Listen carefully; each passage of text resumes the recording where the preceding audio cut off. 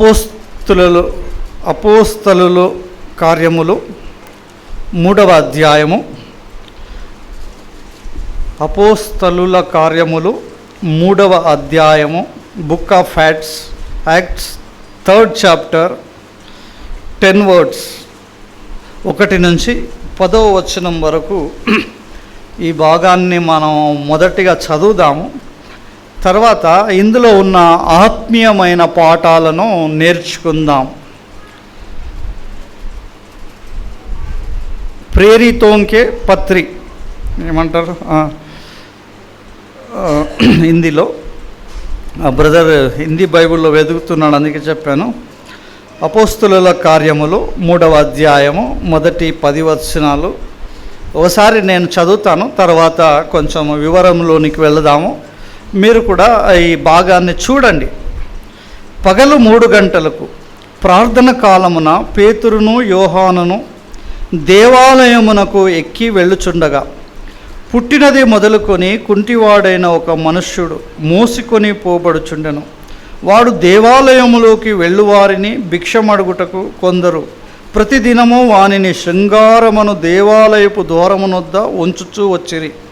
పేతురును యోహానును దేవాలయములో ప్రవేశింపబోనప్పుడు వాడు చూచి భిక్షమడగగా పేతురును యోహానును వానిని తేరిచూచి మా తట్టు చూడమనిరి. వాడు వారి యొద్ద ఏమైనా దొరుకునని కనిపెట్టుచు వారి యందు లక్ష్యముంచెను. అంతటా పేతురు, వెండి బంగారములు నా యొద్ద లేవు గాని నాకు కలిగినదే నీకు ఇచ్చుచున్నాను. నజరేయుడైన యేసుక్రీస్తు నామమున నడువమని చెప్పి వాని కుడి చెయ్యి పట్టుకొని లేవనెత్తెను. వెంటనే వాని పాదములను చీలమండలములను బలము పొందెను. వాడు దిగ్గున లేచి నిలిచి నడిచెను. నడుచుచు గంతులు వేయుచు దేవుని స్తుతించుచు వారితో కూడా దేవాలయములోనికి వెళ్ళెను. వాడు నడుచుచు దేవుని స్తుతించుట ప్రజలందరూ చూచి శృంగారమును దేవాలయపు ద్వారమునొద్ద భిక్షము కొరకు కూర్చుండి ఉన్నవాడు వీడే అని గుర్తెరిగి వానికి జరిగిన దానిని చూచి విస్మయముతో నిండి పరవశులైరి. ఏమండి, చాలా చక్కని భాగము. మరి ఇందులో కొన్ని ఆత్మీయమైన పాఠాలు ఒక క్రైస్తవుని జీవితంలో, ఒక విశ్వాసి జీవితంలో నేర్చుకోవాల్సిన పాఠాలు మనకు చాలానే ఉన్నాయి. మరి 3వ అధ్యాయము మొదటి వచనంలో మనం చూసినట్టయితే పగలు 3 గంటలకు ప్రార్థన కాలమున పేతురును యోహానును దేవాలయమునకు ఎక్కి వెళ్ళుచుండగా. ఏమండి, మధ్యాహ్న కాలమున 3 గంటలకు ఎవరో పేతురును యోహానును ఎక్కడికి వెళ్తున్నారు? దేవుని మందిరములోనికి వెళుతున్నారు. ఎందుకు వెళుతున్నారు? ప్రార్థన కాలమున ప్రార్థన చేసుకోవడానికి. యూదులకు ఇది ఒక ఆచారం అనుకుంటాను. ప్రతి ఉదయమున, మధ్యాహ్నమున, సాయంకాలమున దినమునకు ముమ్మారు ప్రార్థన చేసే అలవాటు కలిగిన వారేమో. దావీదు మహారాజు అంటాడు 55వ కీర్తన 17వ వచనంలో, తీయకండి. ఆయన ఏమంటాడంటే ప్రతి సాయంకాలమున, ఉదయమున, మధ్యాహ్నమున నీ వాక్యమును ధ్యానించుచు నేను మొర పెట్టుకొందును. అంటే దినమునకు ముమ్మారు ఆయన దావీదు ప్రార్థన చేసే అలవాటు కలిగిన వాడు. అదే దానియేలు జీవితంలో కూడా మనం చూస్తాం. ఏం చూస్తాము? ఇట్టి శాసనము సంతకము చేయబడినను. ఎట్టి శాసనం అది? అయ్యా 30 రోజులు ఏం చేయాలి? ఆ రాజ్యంలో ఉండే రాజుకి తప్ప ఏ విగ్రహముకైనానో, ఏ మనిషికైనానో, ఏ దేవునికైనానో మొక్కకూడదు, నమస్కారం చేయకూడదు, ప్రార్థన చేయకూడదు. ఏం చేసినా రాజు దగ్గరికి వెళ్ళాలి, మోకరించాలి, రాజునే ప్రార్థన చేయాలి, రాజునే అడగాలి. అట్టి శాసనము. ఒకవేళ రాజుని తప్ప వారి దేవతలకు ప్రార్థన చేసినట్టయితే వారు ఎక్కడ వేస్తారు? సింహపు గుహలో వేయబడతారు. ఇది సంతకం అన్నట్టు. ఇట్టి శాసనము సంతకం చేయబడింది. అయినను దానియేలు ఏం చేసినాడు? అయినను ముమ్మారు తన దేవునికి ప్రార్థన చేశాడు. కనుక ఇట్టి అలవాటు కలిగిన వారు యూదులు దినమునకు ముమ్మారు ప్రార్థన చేసేవారు. ముమ్మారు కాకపోయినా ఒక మారు ఎంతమంది ప్రార్థన చేస్తున్నారు? ఒకటి, రెండు, ఏమండి? చాలామంది చేయట్లేదు. చూడండి, చాలా చేతులు ఇవ్వడం లేదు. ప్రార్థన అనేది ఊపిరి అంట. ఎవరికి? ఒక విశ్వాసికి ఊపిరి. ఈ లోకము ఒక సముద్రం వంటిదంట. ఎటువంటిది? ఈ లోకము ఒక సముద్రం వంటిది. ఆ సముద్రంలో మిమ్మల్ని అందరినీ తీసుకొని వెళితే మీరు మునిగిపోయి చచ్చిపోతారు. ఏమండి? మునిగిపోయి చచ్చిపోతారు. కానీ అందులో కొన్ని జీవరాశులు ఉన్నాయి, అవి చచ్చిపోవు. ఎందుకు చచ్చిపోవు? ఎందుకు చచ్చిపోవు చెప్పండి? ఎందుకు చచ్చిపోవు అంటే అవి అప్పుడప్పుడు ఆ నీటి ఉపరితలానికి వస్తాయంట, పైకి వచ్చి ఆ ఆక్సిజన్ గాలిని పీల్చుకొని మళ్ళీ లోపలికి వెళ్ళి యథాప్రకారము జీవిస్తుంటాయి. ఎప్పుడు ఆక్సిజన్ వాటికి లోపిస్తే అవి మళ్ళీ పైకి వచ్చి ఊపిరిని తీసుకొని మళ్ళీ జీవిస్తూ ఉంటుంది. విశ్వాసి కూడా ప్రార్థన అనేది ఏంటి? ఒక ఊపిరి లాంటిది. ఈ లోకంలో వాడు జీవించాలంటే ఏం కావాలి? ప్రార్థన అనే ప్రాణవాయువు కావాలి. ఏమండి? అర్థమైందా? ప్రార్థన అనేది స్కిప్ చేయొద్దు. ప్రార్థన మీరు ఎంత చేస్తే అంత బలంగా ఉంటారు. ఏదో ఒక సమయాన్ని నిర్ణయించుకోండి. ఉదయమున, మధ్యాహ్నమున, సాయంకాలమున, రాత్రి ఏదో ఒక అరగంట మీరు మీ జీవితంలో కొంత సమయం తీసి మీరు దేవునితో ఏకాంతంగా గడపండి. డిస్టర్బెన్స్ ఉండొద్దు. ప్రార్థన చేయండి. మీకు మీ దేవునికి. ప్రార్థన అంటే ఏంటి? భిక్షం అడుక్కోవడం కాదంట ప్రార్థన అంటే.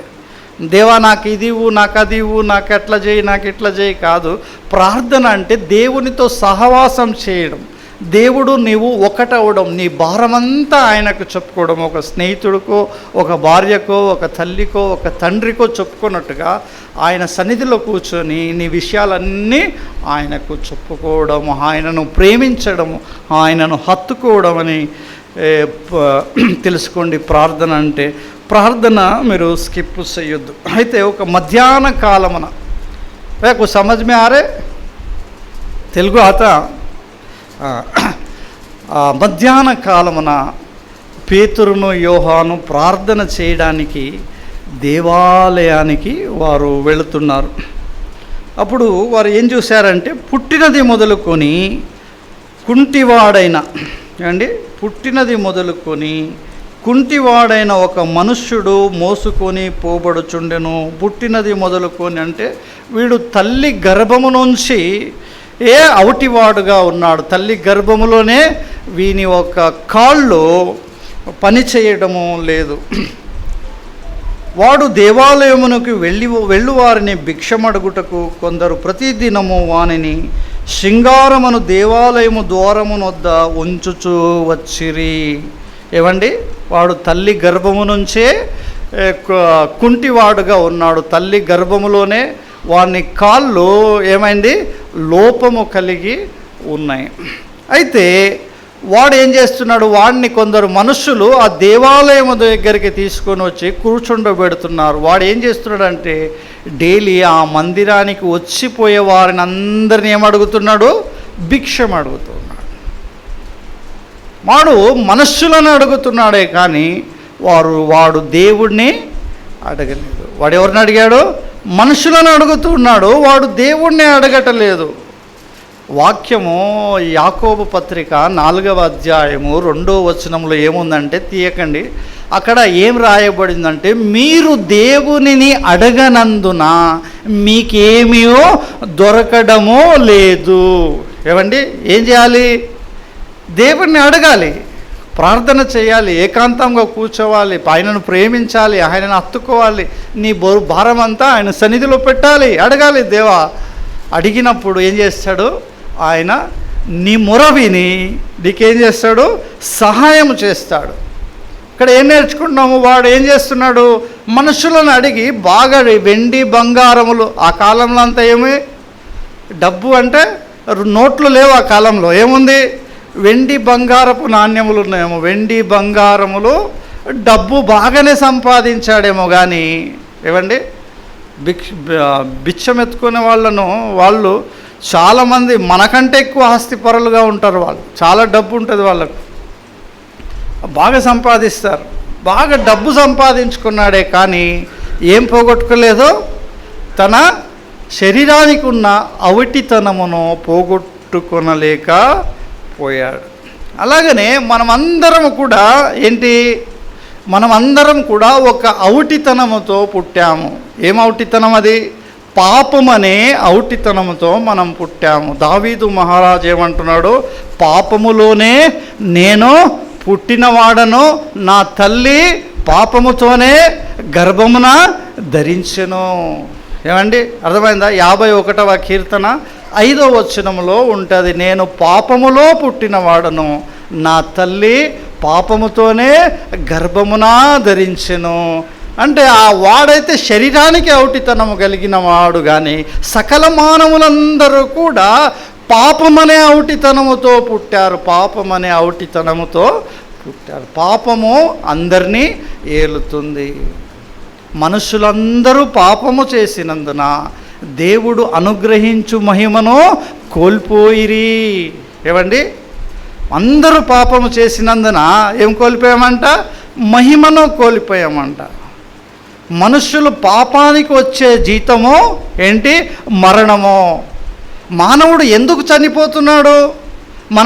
మనకంతా ఎందుకు చావు వస్తుంది అంటే దానికి ఏ మత గ్రంథాలు కానీ, ఏ గురువు కానీ, ఏ జ్ఞాని కానీ చెప్పలేడు. కేవలం బైబిల్ ఒకటే చెప్తుంది, మనుష్యుడి చావుకి కారణము వాని పాపము. ఎందుకు చచ్చిపోతున్నాడు? పాపము చేశాడు కాబట్టి పాపానికి వచ్చే జీతము మరణము. అయితే కృపావరము యేసుక్రీస్తునందు ఏంటది? నిత్య జీవము. ఏమండి, యేసుక్రీస్తునందు ఏమిచ్చాడైనా? మనుషులందరూ చావవలసిన వారై ఉండగా ఆయన వచ్చి కల్వరి శిలువ పైన మనందరి నిమిత్తము ఆయన మరణించాడు. మనం చావేదో ఆయన చచ్చిపోయాడు. అంటే మనం భౌతికంగా మరణిస్తలేమో? మరణం వస్తుంది. అయినా ఆయనను నమ్ముకున్నందున ఆయన ఏం చేస్తున్నాడు? ఆయన తిరిగి భూలోకానికి రాబోతున్నాడు. మధ్యాకాశానికి వచ్చినప్పుడు ఈ చచ్చిపోయిన శవాలన్నీ కూడా జీవాన్ని సంతరించుకొని తిరిగి లేచి ఆయనతో పాటు ఉండడానికి మధ్యాకాశానికి వెళ్ళి పోతాయి. ఇది యేసుక్రీస్తు కృపావరములో నిత్య జీవము. అయితే ఇప్పుడు ఏం చేయాలంటే ప్రభువు నామమున రోమాపత్రిక 10వ అధ్యాయము 13వ వచనంలో ఇలాగుంది, ప్రభువు నామమున ప్రార్థన చేయు వారందరూ రక్షింపబడుదురు. చెప్పండి అందరూ, ప్రభువు నామమున ప్రార్థన చేయు వారందరూ రక్షింపబడుదురు.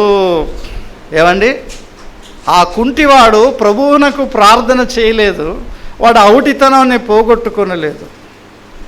ఏమండి, అట్లాగే మానవులందరూ కూడా ఎవరైతే యేసు ప్రభువునందు విశ్వాసం ఉంచారో, యేసు ప్రభువును ప్రార్థన చేయరో వారు పాపంలోనే ఉంటారు, పాపంలోనే చచ్చిపోతారు.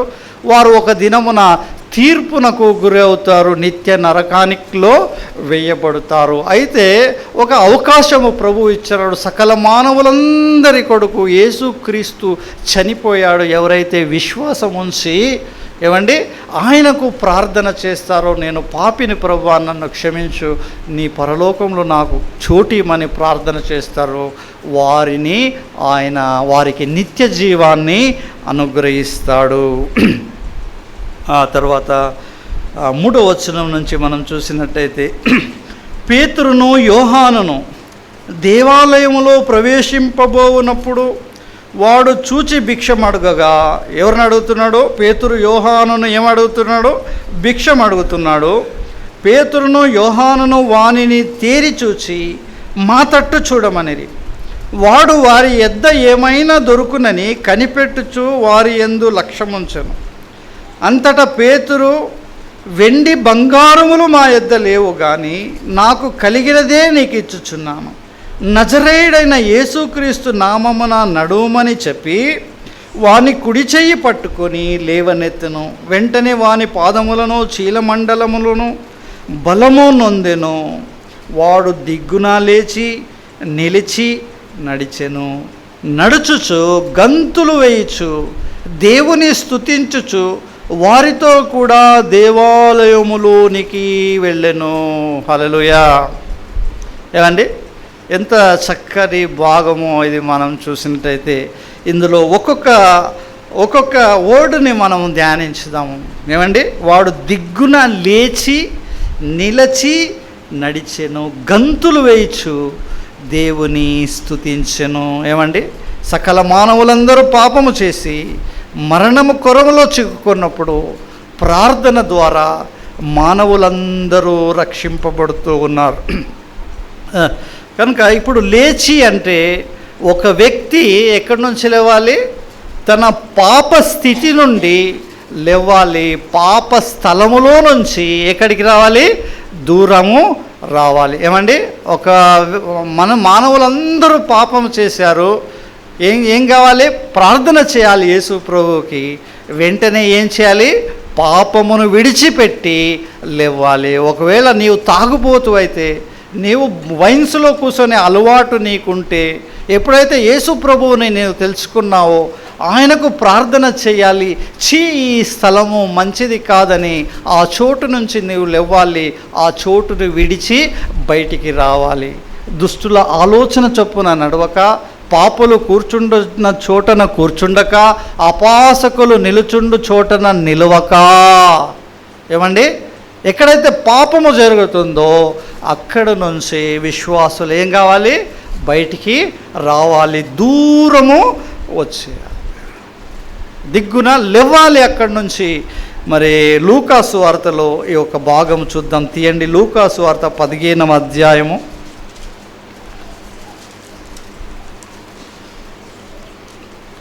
లూకాసు వార్త 15వ అధ్యాయము 17వ వచనము నుంచి 20వ వచనం వరకు చూద్దాం. అయితే బుద్ధి వచ్చినప్పుడు వాడు నా తండ్రి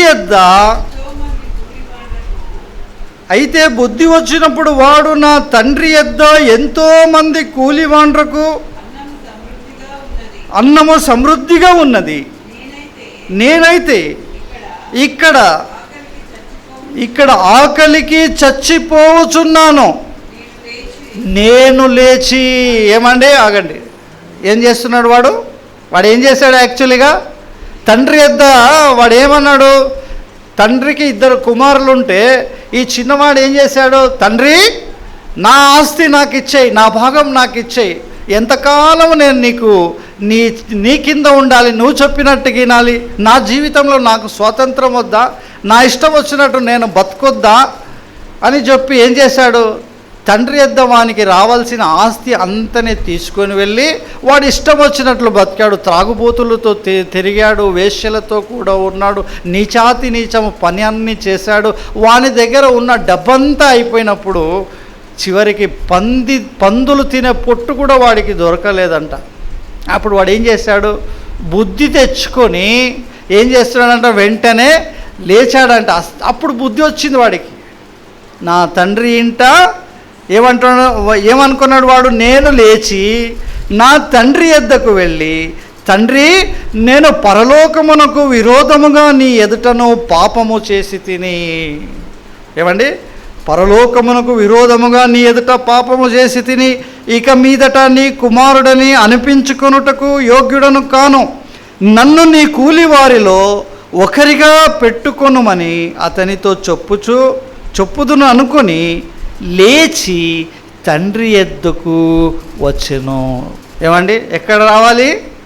నీ పాపస్థితి నుంచి, పాపము నుంచి లేచి ఎక్కడికి రావాలి? దేవుని మందిరములోనికి రావాలి, దేవుని సన్నిధికి రావాలి. ఆ తర్వాత వచ్చెను. వాడు ఇంకా దూరముగా ఉన్నప్పుడు తండ్రి వానిని చూచి కనికరపడి పరిగెత్తి వాని మెడ మీద పడి ముద్దు పెట్టుకున్నాను.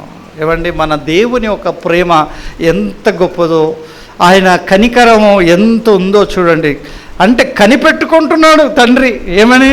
ఈ నా కుమారుడు తప్పిపోయాడు, ఈ నా కుమారుడు తన ఆస్తిని తీసుకొని వెళ్ళాడు, వాడు ఏమైపోయాడో, వాడు 3 పూటలు తింటున్నాడో లేడో, వాడు ఎంత ఆ చింత ఆ తండ్రికి ఉంది కుమారుడి పైన. తండ్రి అనుదినము చూస్తున్నాడు, నా కుమారుడు ఎక్కడైనా కనపడతాడా, వస్తాడా అని మొత్తం చూస్తున్నాడు.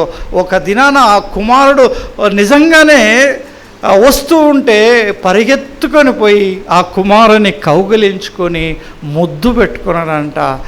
ఏమండి తండ్రి ప్రేమ ఎంత గొప్పగా ఉందో చూడండి.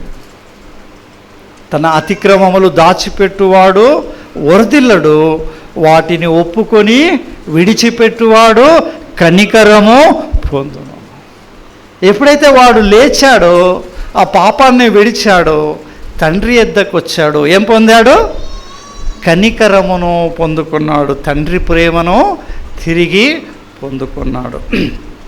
ఆ తర్వాత రెండో మాట ఏంటంటే, వాడు దిగ్గున లేచి, రెండవ విషయం ఏంటంటే వాడు నిలచి. ఏమండి, కుంటివాడు ఏమయ్యాడు? లేచాడు, ఇప్పుడు నిలిచి ఉన్నాడు. ఇంతకుముందు నిలవలేకపోయేవాడు ఏమండి, ఎందుకంటే వాని హౌటితనము వాన్ని నిలబెట్టలేకపోయింది. పాపము మనల్ని ఏంటంట దేవుని సన్నిధిలో నిలబెట్టలేదు.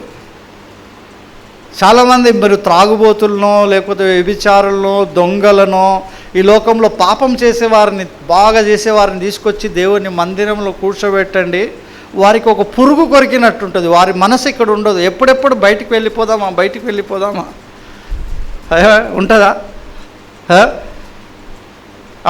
అప్పుడు తాగుతుండేను ఒక కాలంలో నేను. అప్పుడప్పుడు మందిరానికి వచ్చింది, కానీ మందిరంలో శాంతి దొరకకపోతుండే. ఏదో తప్పు చేసాం, ఏదో పాపం చేసిన, ఈ స్థలము నాకు సూట్ కావడం లేదు, నేను బయటికి వెళ్ళిపోవాలా. పాపం అన్నది ఎప్పుడైతే దాన్ని విడిచిపెడతావో అప్పుడు ఏమవుతావో, స్థిరంగా నిలబడతావు దేవుని సన్నిధిలో. ఆ తర్వాత నిలిచి 13వ అధ్యాయము మత్తయి సువార్త 20-21 వచనాలు.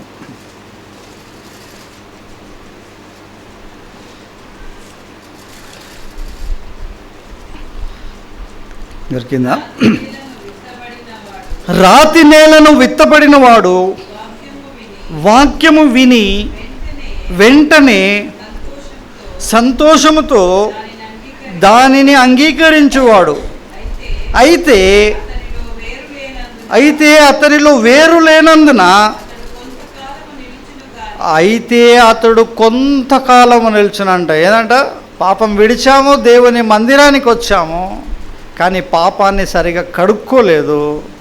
వాడు కొంతకాలము నిలిచాడు, అయితే ఏమంట, వాక్యము నిమిత్తము శ్రమ అయినను హింస అయినను కలుగగానే అభ్యంతరపడును.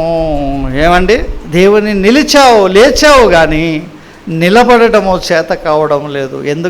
ఎందుకంటే నీవు పాపాన్ని విడవలేదు గనుక, నీవు దేవుని వైపు చూడలేదు గనుక, దేవుని సహాయము అడగలేదు గనుక, నీ జీవితం దేవునికి సమర్పించుకోలేదు గనుక, నీ జీవితంలో శ్రమ అయినను హింస అయినను ఇబ్బంది రాగానే ఏమైపోయావు? నిలిచిన వాడివి పడిపోయావు, పడిపోతాము. ఏమండి, ఏమో రాయబడింది? వాక్యము నిమిత్తము శ్రమ అయినను హింస అయినను కలగగానే వాడు అభ్యంతరపడును అని మరి రాయబడింది. దేవుని సన్నిధిలో ఏం కావాలి? నిలిచి ఉండడము అవసరము. ఈ కాలంలో మనం చూస్తున్నాం, సంఘాల్లో విశ్వాసులు నిలవడం లేదు.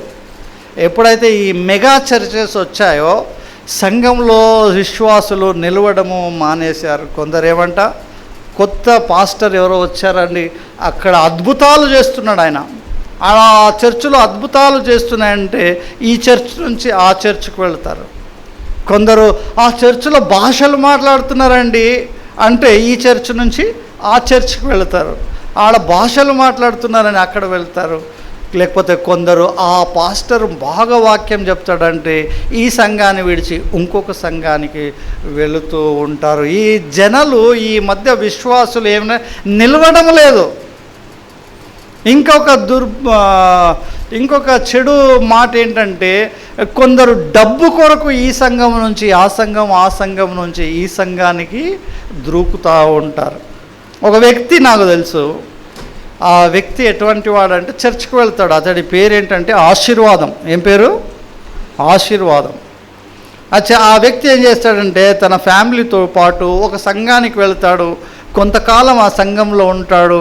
ఆ తర్వాత అందరితో పరిచయం ఏర్పడ్డాక తన బాధలన్నీ చెప్పుకుంటాడు. నా కష్టము, నా దుఃఖము, నాకు అప్పులు, నాకు ఇది ఉంది అని చెప్పి అందరి దగ్గర అంతో ఇంతో డబ్బులు వసూలు చేసుకుంటాడు.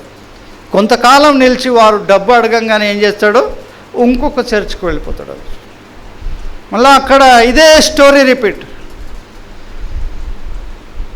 అతని పరిస్థితి ఈ రోజుకి ఎలాగుందంటే చాలా దరిద్రపు స్థితిలో అతడు ఉన్నాడు. నాకు కూడా ఒక 30,000 ఇవ్వాలి, ఏదో సహాయం చేశాను ఒకప్పుడు. కానీ చర్చి విశ్వాసే, కానీ ఏమైపోయాడు? డబ్బు ఆశపడి మరి అతడు ఆ సంఘములో నిలవలేక, దేవుని ఆశీర్వాదాలు పొందలేక మరి కూలిపోతూ ఉన్నాడు. ఏం అవసరమో? దేవుని సంఘములో నిలవడము అవసరము. ఆ తర్వాత యాకోబు పత్రిక 1:12 చదవండి.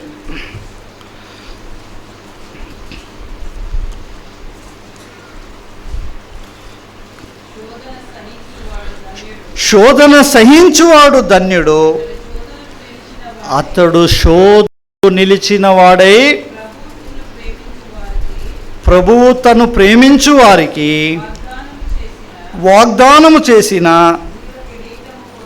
జీవ కిరీటము పొందును. ఏమండి? శోధనకు నిలిచిన వాడైతే ఏమిస్తాడంట? ప్రభు వానికి జీవ కిరీటమును దయచేయబోతున్నాడంట. కావాలా మీకు కిరీటాలు? ఎంతమందికి కావాలి? జీవ కిరీటాలు.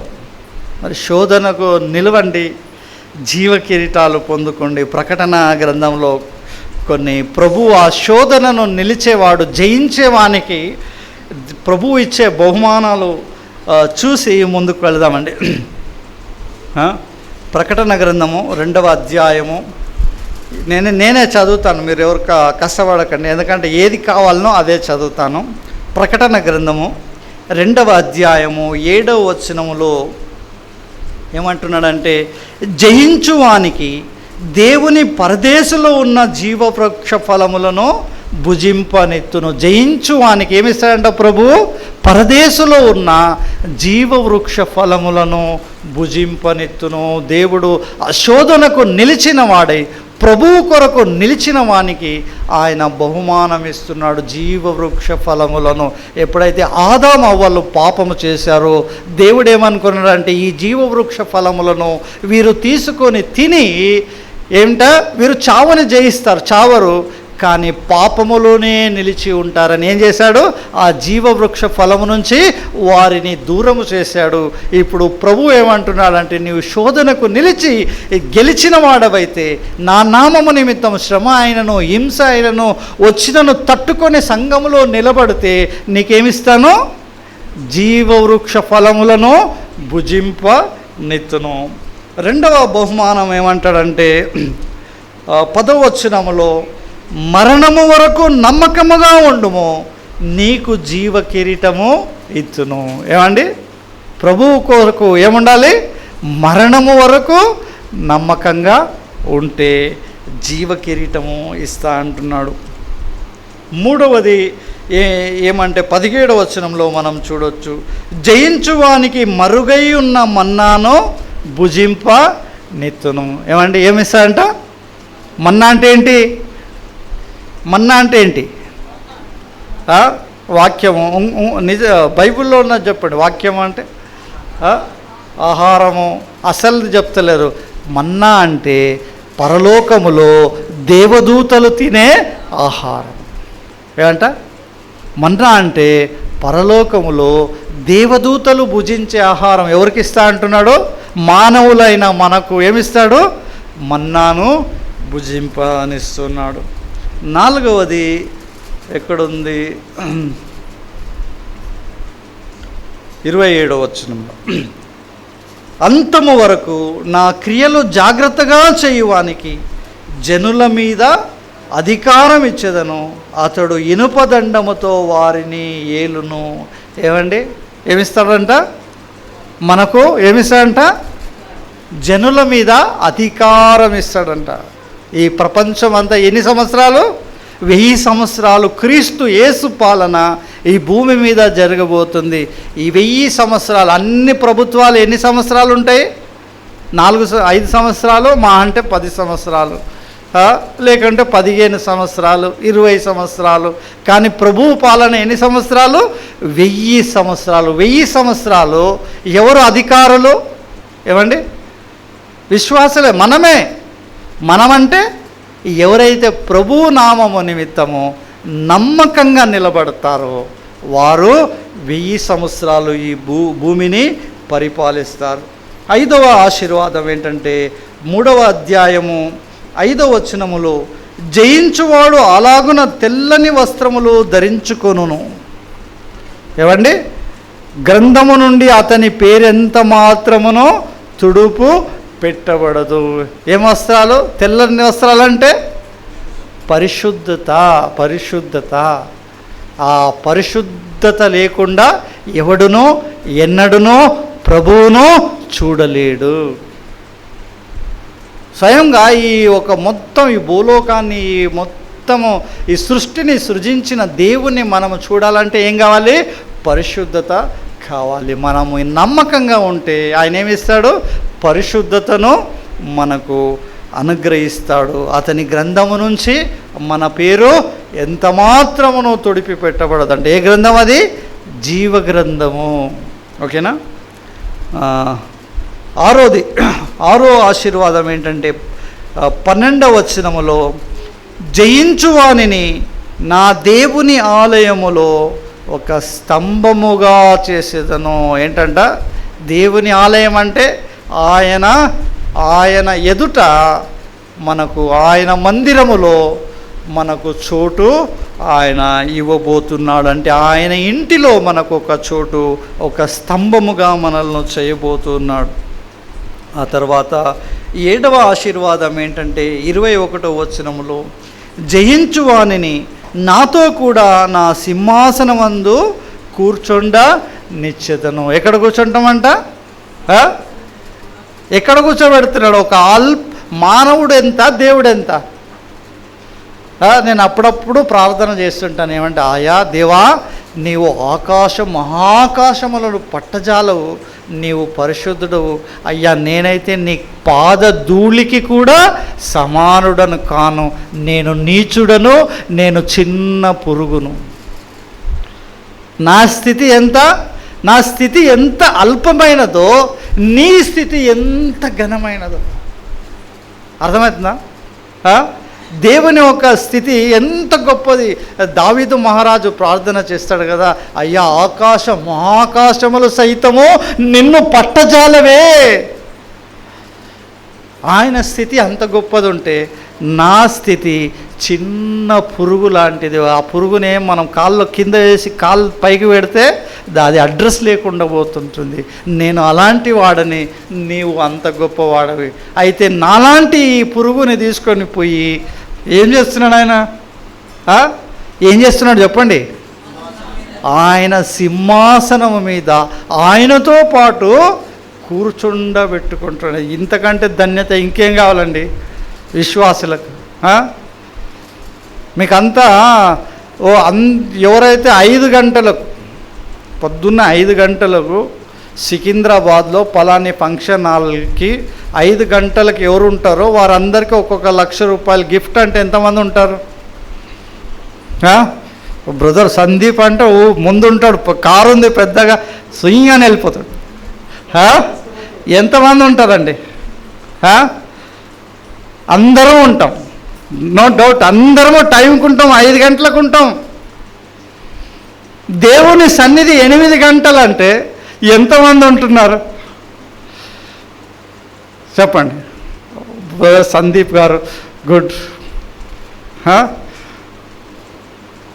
సిస్టర్ ప్రమీల గారు గుడ్. చూడండి, మనం దేన్ని ప్రేమిస్తాం? సహోదరి గుడ్.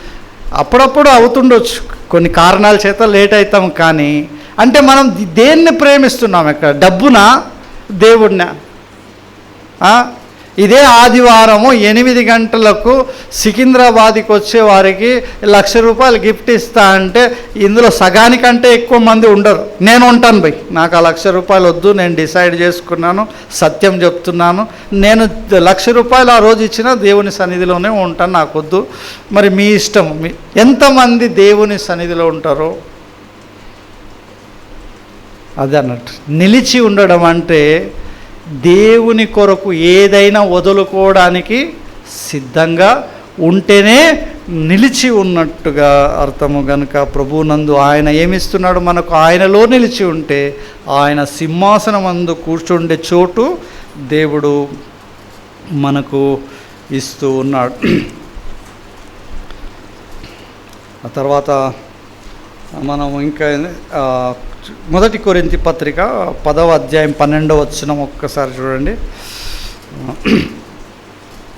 1 కొరింథీ పత్రిక 10వ అధ్యాయం 12వ వచనంలో, తాను నిలుచున్నానని తలంచుకున్నవాడు పడిపోకుండా జాగ్రత్తగా తన్ను చూచుకొనవలెను. వింటున్నారా అందరూ? ఏమండి? తాను నిలుచున్నానని తలంచుకున్నవాడు తాను పడిపోకుండా జాగ్రత్తగా చూచుకొనవలెను. ఏం చేసుకోవాలి? మనందరి బాధ్యత ఏంటి? నేను మంచి విశ్వాసిని భయ్ అని అంటాం, బాగానే ఉంది. మంచి టైం చర్చికి పోతా, టెస్ట్కి పోతా, కానుకలు ఇస్తా, వాక్యం వింటా, జీవితం బాగానే ఉంది. కానీ శోధనకు వస్తుంది, దానికి పడిపోకుండా చూచుకునే బాధ్యత, భద్రం చేసుకునే బాధ్యత ఎవరిది? మనదే. కనుక నిలిచి ఉండాలి దేవుని సన్నిధిలో. 3వ మాట ఏంటంటే నడిచి, ఏమండి? పాపస్థితి నుంచి లేవాలి, యేసుక్రీస్తు కొరకు నిలవాలి. 3వది ఏంటి? నడవాలి. నడవడం అంటే ఏంటి బ్రదర్? ఎలా నడుస్తాం? ఎలా నడుస్తారు? పరిశుద్ధుడైన పౌలు ఏమంటున్నాడంటే, నేను క్రీస్తును పోలి నడుచుకొనుచున్నాను, మీరు నన్ను పోలి నడుచుకోనండి. నాకు బాగా గుర్తుంది, మేము చిన్న పిల్లలుగా ఉన్నాము. ఇటు సైనిక్పురి ఆడిటోరియంలో సినిమాలు వేసేవారు. క్రిస్మస్ రోజు 25వ తారీఖు వస్తుందంటే కొన్ని బ్యానర్ కట్టి సినిమాలు వేసేవారు. అప్పుడు మేము పరిగెత్తుకొని పోయి సినిమాలు చూస్తున్నాం. ఏం సినిమాలు అంటే ఈ సినిమాలు కాదు, కరుణామయుడు అని సినిమా వేసేవారు. యేసు ప్రభు సినిమా అండి, యేసు ప్రభు సినిమా వేసేవారు. లేకుంటే ఇంకొక సినిమా ఉంది, దయామయుడు అని ఒక సినిమా వచ్చింది. చాలా మంచి సినిమాలు, బ్యూటిఫుల్ సినిమాలు. తెలుగులో ఆ సినిమాలు అంత గొప్పగా తీశారంటే చాలా గొప్పగా తీశారు. కరుణామయుడులో యేసు ప్రభు క్యారెక్టర్, యేసు ప్రభుది మొత్తం చూపిస్తారు, సెల్వ వేసేదాకా చూపిస్తారు. ఆ తర్వాత ఒకరోజు దయామయుడు సినిమా వేశారు. మేము మాకు తెలియదు పౌలు ఎవరో తెలియదు, యేసుక్రీస్తు ఎవరో తెలియదు. కానీ ఆ పరిశుద్ధుడైన పౌలు క్యారెక్టరు చూపెడితే మేము ఏమనుకున్నామంటే యేసు ప్రభువే అనుకున్నాం. ఎందుకంటే ఆ క్యారెక్టరు అంత అద్భుతంగా ఉంది.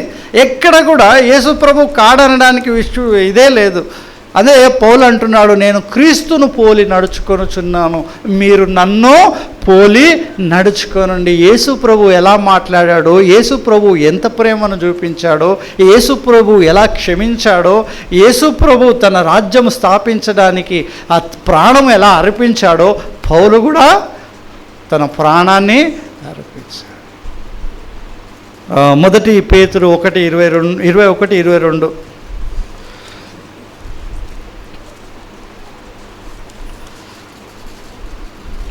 1 పేతురు 2వ అధ్యాయం 21-22 వచనాలు. క్రీస్తు కూడా మీ కొరకు బాధపడి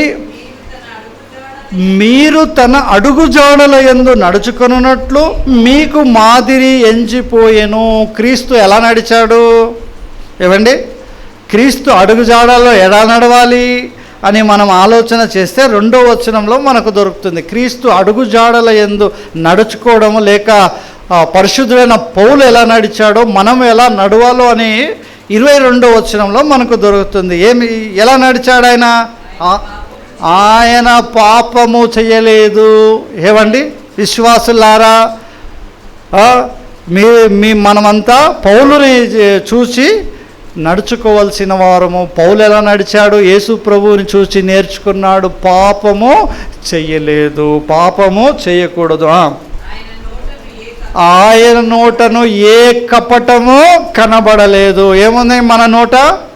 కపటము, ఈర్ష్య, ద్వేషము, బూతులు, తిట్టులు, ఓర్వలేనితనము, అసూయ, పగ, ఇవన్నీ మనం పెంచుకొని దేవుని సన్నిధిలో పరిశుద్ధులుగా కనపడుతున్నాం కనుక ఈ సమస్త కపటము ఎవరు? ఈ కపటానికి మూల పురుషుడెవడు? సాతానుడు. ఈ సమస్తమైన కపటమును ఏం చేయాలంట? మనము తీసివేయాలి, పాపని విడిచిపెట్టాలి. కపటము కనపడలేదు, ఆయన దూషింపబడి బదులు దూషింపలేదు. ఎవరైనా మిమ్మల్ని దూషిస్తే మీరు వదులుతారా? అబ్బో, 4 వాళ్ళు ఒక దూషిస్తే మీరు, వారు మిమ్మల్ని ఒక మాట అంటే మీరు 4 మాటలు అనే వరకు మీ కడుపు చల్లబడదే, మీకు తిండి అరగదే, మీకు నిద్ర పట్టదే. ఎవరైనా అరే ఆ సహోదరి ఆమె నీ కొరకు ఇట్లా చెప్పిందంటే దాని సంగతి చూస్తాననే వరకు నిద్ర రాదు. ఎప్పుడైతే వెళ్ళి ఆమె దగ్గర గొడవ పట్టుకొని ఆ ఉన్నది లేనిది అన్ని కథలు తీసి ఆమెను దూషించే వరకు మనము విశ్వాసులారా నో, కపటము కనపడలేదు, కపటము ఉండకూడదు. ఏమండి? కుళ్ళు ఏం చేస్తుందంట? మన ఎముకలను దహించి వేస్తుందంట. ఇతరుల మీద నువ్వు ద్వేషం పెంచుకుంటే ఆ ద్వేషం ఏం చేస్తుందంటే నిన్ను సమాధానము లేకుండా చేసేస్తుంది. మనకు నిద్ర పట్టదు. ఎవరైనా మనల్ని తిట్టినా పర్వాలేదులే అనుకున్నాం అనుకో, ప్రశాంతంగా నిద్రపోతావు, నీ ఆరోగ్యం బాగుంటుంది. అయ్యో ఆమె నన్ను తిట్టింది, ఆమె సంగతి చూస్తా అనుకున్నాం అనుకో, నీకు నిద్ర పట్టదు, నీకు బీపీ పెరిగిపోతుంది, నీ ఆరోగ్యము క్షీణిస్తుంది. జాగ్రత్త, కపటము విడిచిపెట్టాలి. తర్వాత ఏమన్నాడు? ఆయన శ్రమ పెట్టబడి బెదిరింపగా న్యాయముగా తీర్చు దేవునికి తన్ను తాను అప్పగించి, దేవునికి అప్పగించుకోండి. ప్రభా, నన్ను ఇలా మోసం చేస్తున్నారు, నన్ను ఇలా అంటున్నారు, నాలో ఏది తప్పు లేదు, ఏదైనా ఉంటే క్షమించు, నువ్వు చూసుకోను, అంతే చాలు. ఆయన చూసుకుంటాడు. ఏమండి? నడవడం అంటే ఇది. తర్వాత హెబ్రీ పత్రిక 12వ అధ్యాయం 1-2లో ప్రతి భారమును సులువుగా చిక్కులు పెట్టు పాపమును విడిచిపెట్టి విశ్వాసమునకు కర్తయు దాన్ని కొనసాగించువాడునైనా యేసు వైపు చూచుచు మన ఎదుట ఉంచబడిన పందెమందు ఏం చేయాలి? పరిగెత్తుదము. ఏమండి? హెబ్రీ పత్రిక 12వ అధ్యాయం 1-2 రాసుకోండి. ఏమండి? మనము కూడా ప్రతి భారమును సులువుగా చిక్కులు పెట్టు పాపమును విడిచిపెట్టి విశ్వాసమునకు కర్తయు దాన్ని కొనసాగించువాడునైనా యేసు వైపు చూచు మన ఎదుట ఉంచబడిన పందెమందు ఓపికతో. ఎక్కడ చూస్తున్నావు? యేసు వైపు చూడు, యేసు వైపు చూడు. లోకం వైపు చూడకు, నీ శత్రువుల వైపు చూడకు, నిన్ను దూషించేవారు వైపు చూడకు, నేను తిట్టేవారు వైపు చూడకు, నీకు అన్యాయం చేసేవారి వైపు చూడకు. నువ్వెక్కడ చూడు? యేసు వైపు చూడటము నేర్చుకో, యేసు వైపు చూడటం నేర్చుకో. ఏమండి? పేతురు ఏమన్నాడు? సముద్రం మీద దోణిలో శిష్యులు వెళ్తున్నారా? దోణిలో శిష్యులు వెళ్తున్నారు సముద్రం పైన. సముద్రంలో ఏమొచ్చింది? తుఫాను లేచింది, అలజడి లేచింది. సముద్రము దోణె అలల చేత నీళ్లతో నింపబడుతుంది. సముద్రము ఆ దోణె మునిగిపోయే స్థితిలో ఉన్నది. అప్పుడు యేసు ప్రభువు నడుచుకుంటూ వస్తున్నాడు. మనకంతా తెలిసిన విషయం ఇదంతా. వారు భూతం అనుకున్నారు. ప్రభువు కాదు, నేనే, భయపడకండి అన్నాడు. పేతురు ఏమన్నాడు? ప్రభువా, నీవే అయితే ఏం చేయమంటున్నాడు? నీవే అయితే నీ యొద్దకు వచ్చుటకు నాకు సెలవిమ్మనగా ప్రభు ఏమన్నాడు? రమ్ము అన్నాడు, రా అన్నాడు. పేతురు పెద్ద శూరవీరుడు లాగా ఏం చేశాడు? దోణి దిగి నడవడం మొదలుపెట్టాడు. బాగానే ఉంది. కానీ ఒక అల ఇలా కొట్టంగానే ఏం చేశాడు? అటువైపు చూశాడు. అమ్మో! ఏమయ్యాడు? మునిగిపోసాగాడు.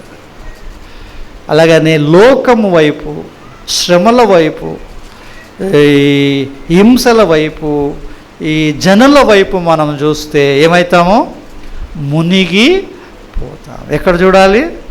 ప్రభు వైపు చూసి ఏం చేయాలి? నడవాలి. ప్రభు వైపు చూస్తూ నీ జీవిత యాత్రను కొనసాగించాలి. ఆ తర్వాత ఏమంట? గంతులు వేయచ్చు. ఏంటంట తర్వాత అంశం ఏంటి? గంతులు వేస్తున్నాడు. ఇప్పుడు ఏమైంది? ఒక పాపి ఎప్పుడైతే తెలుసుకున్నాడో నా పాపాలన్నీ క్షమించబడ్డాయి, ప్రభువులో నేను నిలబడ్డాను, ప్రభువులో నేను నడుస్తున్నాను, అతని అంతరంగంలో పుట్టు సంతోషం ఎట్లుంటుంది? ఆ విశ్వాసి గంతులు వేస్తాడు, గంతులు వేస్తాడు, గంతులు వేస్తాడు, సంతోషంతో ఉంటాడు. అంటే ఎప్పుడైనా మెసేజ్ చెప్పేటప్పుడు నేను ఇక్కడ నిలబడి చూస్తున్నాను, సగం మందిలో సంతోషం కనపడదు, సగం మంది ఎక్కడో ఆలోచిస్తూ ఉంటారు. అప్పులు ఎలా తీర్చాలరా బాబు, నా పెళ్ళి ఎలా అవుతుంది, ఈ ఎగ్జామ్లో పాస్ అవుతానా, ఈ ఊరికి నేను పోతానా, ఈ బిజినెస్ నడుస్తుందా, ఏదో ఆలోచనలో ఉంటారు వాళ్ళు. వారికి రక్షణ ఆనందం లేదు, రక్షణ ఆనందం తెలియదు. ఒకవేళ నిజంగా ఆ రుచి నువ్వు చూసినట్టయితే నీ ముఖంలో సంతోషం కనబడుతుంది. నువ్వు సంఘంలో పాటలు పాడుతావు, గంతులు వేస్తావు, వాక్యాన్ని వింటావు, నీ ముఖంలో అది కనపడుతుంది. కనపడట్లేదంటే నీ యొక్క రక్షణ ఆనందాన్ని నువ్వు రుచి చూడలేదు. ఎప్పుడైతే ఆ పుట్టుకుంటివాడు కాళ్ళు వచ్చాయని తెలిసిందో అతడు ఏం చేస్తున్నాడు? అతని సంతోషానికి అవధులు లేవు, గంతులు వేస్తున్నాడు. ప్రభువు నన్ను స్వస్థపరిచాడు, ప్రభువు నాకు కాళ్ళు ఇచ్చాడు, ప్రభువా స్తోత్రం అని ఎగురుతున్నాడు, గంతులు వేస్తున్నాడు. మరి అంతకంటే ఘోరమైన స్థితి నీది. పాప స్థితి నుంచి ప్రభువు పైకి లేపాడే, నిలబెట్టాడే, నిన్ను నడిపిస్తున్నాడే. నువ్వేం చేయాలి? గంతులు వేయలేవా నువ్వు? ఎప్పుడు విచారాన్ని వదిలిపెట్టండి. స్తుతి ఏం చేస్తుందంటే, ఏం చేసింది స్తుతి? 7 మారులు ఏం చేశారు? ఎరికోను చుట్టి స్తుతించగానే ఏమైపోయింది? ఎరికో గోడలు కుప్ప కూలిపోయినాయి. స్తుతి ఏం చేస్తుంది? నీ సమస్యలన్నిటినీ కుప్ప కూల్చేస్తుంది. నువ్వు దేవుడిని స్తుతించడం నేర్చుకో, నీ జీవితంలో ఉండే సమస్యలన్నీ కుప్ప కూలిపోతాయి. గంతులు వేయడం నేర్చుకో. 84వ కీర్తన మొదటి 2 వచనాలు.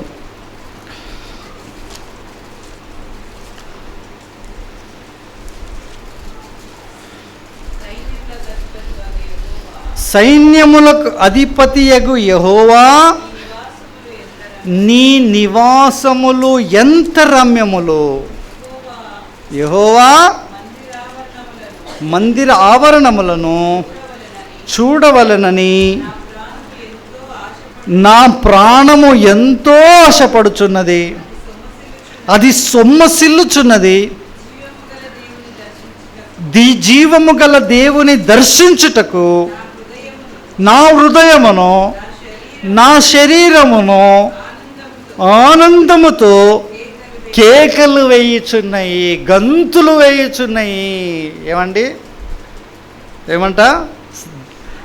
సైన్యములకు అధిపతియగు యెహోవా, నీ నివాస స్థలములు ఎంత రమ్యములు. దేవుణ్ణి స్తుతించే స్థలము ఎంత రమ్యమైనదో ఒకసారి ఆలోచించండి. అందరము మోకరించి, ప్రభువా నువ్వు ఎంత గొప్పవాడు, నాకు ఇచ్చిన రక్షణను బట్టి స్తోత్రం అంటే మనమందరము లీనమైపోయి, ప్రభువా నిజమే మాకు ఇచ్చిన గొప్ప రక్షణను బట్టి నీకు స్తోత్రం అని అందరూ ఒక స్వరముతో ఆరాధించుచున్నప్పుడు, ఆయనను ఆరాధించుచున్నప్పుడు ఆ సమయము ఎంత మధురమైనదో అనుభవించారా ఎప్పుడైనా? నీ నివాస స్థలములో ఎంత రమ్యం అంటే ఏంటి? రమ్యం అంటే ఏంటి? రమ్యం అంటే సకల సౌందర్యానికి మించినది అంట. రమ్యం అంటే ఏంటి? సకల సౌందర్యానికి మించినది, మనము వర్ణింప జాలనిది.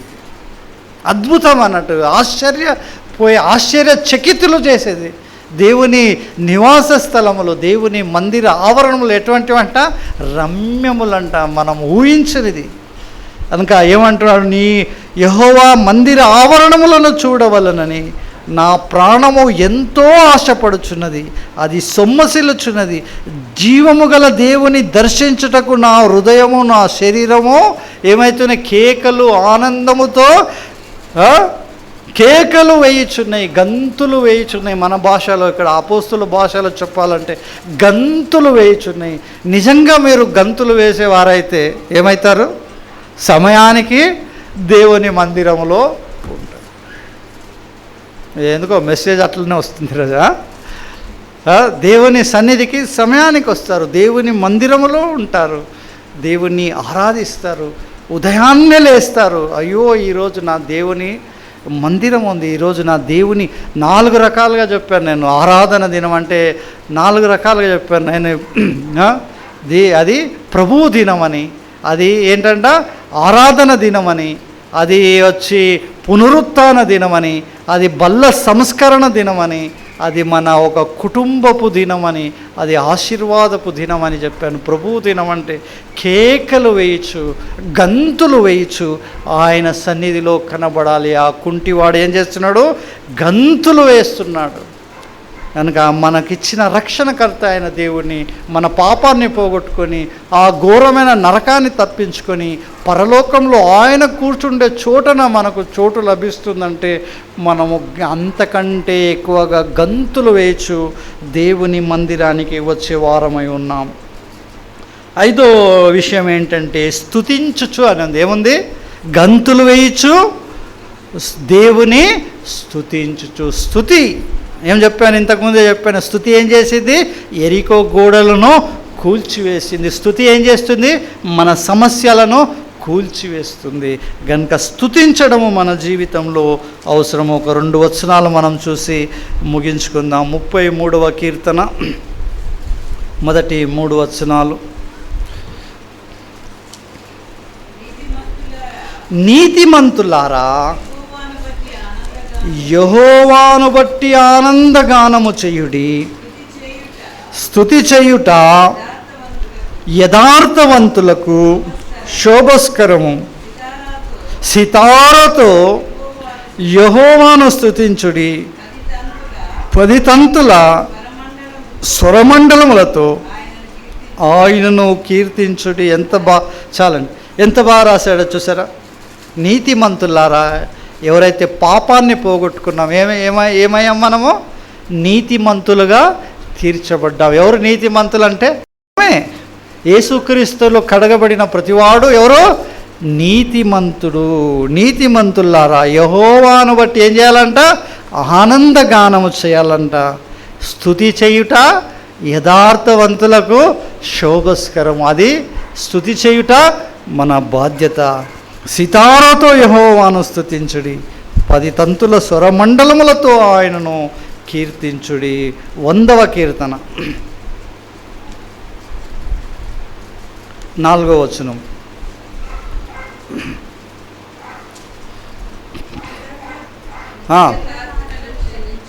కృతజ్ఞతార్పణలు చెల్లించుచు ఆయన గుమ్మములో ప్రవేశించుడి. ఎట్లా ప్రవేశించాలంటే దేవుని మందిరంలోకి కృతజ్ఞతార్పణలు చెల్లించుచు. దేవా, ఎంతమంది లేరు ఈ రోజున ప్రపంచంలో? పోయి టీవీ న్యూస్ ఛానల్ చూడండి, ఎంతమంది యాక్సిడెంట్లో చనిపోతున్నారు, ఎంతమంది ఆ బాంబు వేస్తే చనిపోయారు, ఎంతమంది ఫ్లైట్ యాక్సిడెంట్లో చనిపోయారు, ఎంతమంది నీటిలో మునిగి చచ్చిపోయారు, ఎంతమంది అనారోగ్యంతో చనిపోయారు. కొన్ని లక్షల్లో ప్రజలు చనిపోతూ ఉన్నారు. దేవుడు మనల్ని సజీవంగా ఉంచాడు. మనం ఏం చేయాలి? ప్రభువా, మరొక దినము నా జీవితంలో ఇచ్చావు, ఇది నీ పునరుత్థాన దినము, నిన్ను ఆరాధించడానికి నాకు ఇచ్చిన ఈ దినమును బట్టి నీకు కృతజ్ఞతాస్తుతులు చెల్లిస్తాను. ఎట్లా అంట? ఆనందముతో దేవుని మందిరానికి రావాలి. కృతజ్ఞతార్పణలు చెల్లించుచు ఆయన గుమ్మములో ప్రవేశించుడి, కీర్తనలు పాడుచు ఆయన ఆవరణంలో ప్రవేశించుడి, ఆయనను స్తుతించుడి, ఆయన నామమును ఘనపరచుడి. ఎందుకో? పాపస్థితిలో నుంచి, అగ్నిగుండము నుంచి, నరకము నుంచి, అసమాధానమైన స్థితి నుంచి ఒకవేళ యేసుక్రీస్తుని నేను తెలుసుకోకపోయింటే నా జీవితంలో శాంతి సమాధానం ఉండేది కాదు, సంతోషం ఉండేది కాదు. నా జీవితాన్ని నేనే నరకము చేసుకొని ఉండేవాడిని. కానీ దేవుడు నన్ను సంతోషముగాను, ఆనందముగాను, సమాధానముగాను ఉంచి ఉన్నాడు, ఆరోగ్యంగా ఉంచాడంటే దేవుడే కారణం. అంత గొప్ప మేళ్ళు దేవుడు నాకు చేశాడంటే నా బాధ్యత ఏంటి? ఆయనను స్తుతించడము, ఆయనను ఘనపరచడం నా బాధ్యత కాదా? మన బాధ్యత అయి ఉన్నది. ఆ కుంటివాడు ఏం చేశాడు? గంతులు వేయచ్చు. ఏం చేస్తున్నాడు? దేవుణ్ణి స్తుతించుచున్నాడు. దేవుణ్ణి స్తుతించుచు వారితో కూడా దేవాలయములోకి వెళ్ళెను. వాడు నడుచుచు దేవుని స్తుతించుట ప్రజలందరూ చూచి శృంగారమును దేవాలయపు ద్వారమునొద్ద భిక్షము కొరకు కూర్చుండిన వాడు వీడే అని గుర్తెరిగి వానికి జరిగిన దానిని చూచి విస్మయముతో నిండి పరవశులైరి. నిన్ను చూసి, నీ జీవితాన్ని చూసి, నీ మాటలను చూసి, నీ కార్యములను చూసి లోకం ఆశ్చర్యపోతుందా? పరవశులవుతున్నారా జనులు? ఒకప్పుడు ఈమె తిట్టుపోతూ, ఒకప్పుడు ఆయన తాగుపోతూ, ఒకప్పుడు ఈమె వ్యభిచారి, ఒకప్పుడు వీడు దొంగ, ఒకప్పుడు వీడు ఏదో అనుకోండి పాల్తుగాడు. ఇటువంటి వాడు జీవితము మారి ఎంత సమాధానంగా, ఎంత సంతోషంగా ఉంటూ ఉన్నాడో. మన జీవితాన్ని చూసి ఇతరులు ఒక పాఠము నేర్చుకొనగలుగుతున్నారా? ఇక్కడ ఆ కుంటివాడిని చూసి, ఆ కుంటివాడు భిక్షం అడుక్కునేవాడు, అవిటివాడు, వాడు స్వస్థపరచబడి వాడు దేవుని మందిరంలోకి దేవుని గంతులు వేయచ్చు, స్తుతించుచు సంతోషము, వాని జీవితంలో ఎన్నడూ లేని సంతోషము పొందుకొని దేవుని మహిమపరుస్తుంటే జనులు చూసి ఆశ్చర్యపడిరి. అదేవిధంగా నీ జీవితాన్ని చూసి పాపములో నీవు ఉన్నప్పుడు ఆ పాపాన్ని విడిచిపెట్టి నీవు ఇతరులకు మార్గదర్శిగా ఉండి నిన్ను చూసి దేవుణ్ణి వారు తెలుసుకొని నిన్ను బట్టి వారు నీ దేవుణ్ణి మహిమపరిచే స్థితి నీ జీవితంలో ఉందా? లేకపోతే నిన్ను బట్టి నీ దేవుణ్ణి దూషించే స్థితి కలిగిస్తున్నావా? సరే, ఆలోచించుకుందామా? మోకరించుదాం, ఒకసారి పరిశీలన చేసుకుందాం. మరి పాపాన్ని విడిచిపెట్టి